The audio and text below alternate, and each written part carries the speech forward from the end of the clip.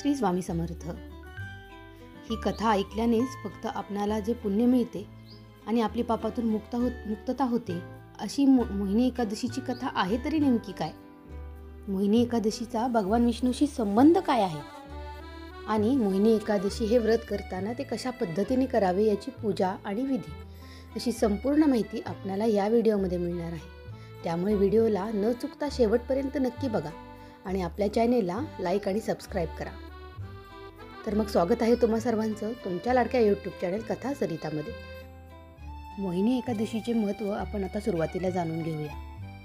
पौराणिकदृष्ट्या असे मानले जाते की समुद्रमंथनाच्या वेळी देव आणि असुरांना अमृताचे भांडे सापडले होते। यामुळे देव आणि असुर यांच्यात युद्ध झाले आणि देवतांवर असुरांचा विजय झाला होता।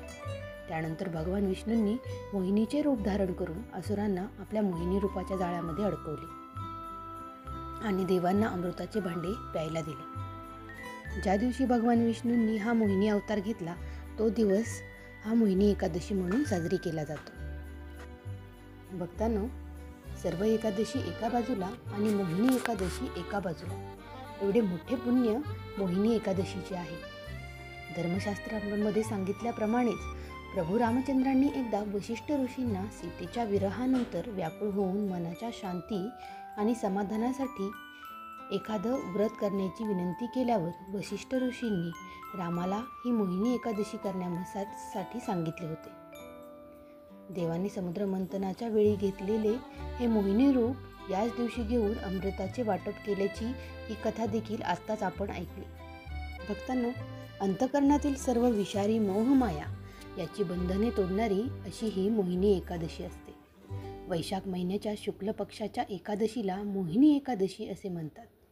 धर्मशास्त्रानुसार ही तिथी सर्व पापांना दूर करणारी आहे। या व्रताच्या प्रभावाने मनुष्याला मोह आणि पापांपासून पूर्णतः मुक्ती मिळते। अशी मोहिनी एकादशीची व्रताची कथा आता आपण ऐकणार आहोत। सरस्वती नदीच्या काठी भद्रावती नावाचे नगर होते। तेथे धृतिमान नावाचा राजा राज्य करत होता। त्या नगरात एक बनिया राहत होता। त्याचे नाव धनपाल होते। तो विष्णूचा परमभक्त होता आणि नेहमी पुण्यकर्मात व्यस्त राहत होता। त्याचे 5 पुत्र होते, सुमना, द्युतिमान, मेधावी, सुकृत तथा धृटबुद्धी। दुष्टबुद्धी सदा पापकर्मात लिप्त राहत होता। अन्यायाच्या मार्गावर चालून त्याने आपल्या वडिलांचे सर्व धन बर्बाद केले होते। एके दिवशी त्याच्या वडिलांनी त्रस्त होऊन त्याला घराबाहेर काढले आणि तो दरदर फिरू लागला। फिरता फिरता तो महर्षी कौंडिन्याच्या आश्रमामध्ये पोहोचला आणि हात जोडून म्हणाला की माझ्यावर कृपा करून मला असे एखादे व्रत सांगा की ज्याच्या पुण्यप्रभावाने मला मुक्ती मिळेल। तेव्हा महर्षी कौंडिन्याने त्यांना वैशाख शुक्ल पक्षातील मोहिनी एकादशीबद्दल सांगितले। मोहिनी एकादशीच्या महत्त्वाला ऐकून दृष्टबुद्धीने विधिपूर्वक मोहिनी एकादशीचे व्रत केले।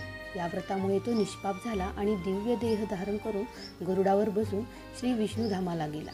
या प्रकारे हे मोहिनी एकादशीचे व्रत फारच उत्तम आहे। धर्मशास्त्रानुसार याचे पठण केल्याने सहस्त्र गोदानाचे फळ मिळते।